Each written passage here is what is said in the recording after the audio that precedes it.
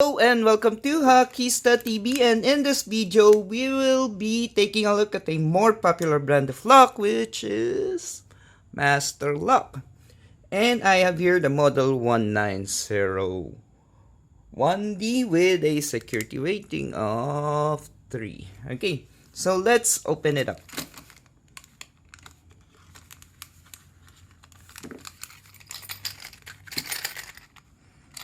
Okay.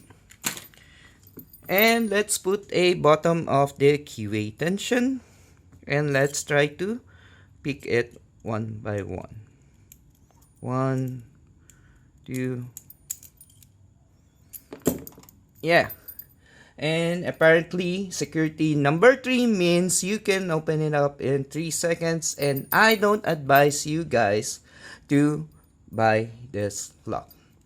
And if you enjoy this video, please feel free to watch my other lockpicking video here on Hakista TV. Till next time, my fellow Hakista.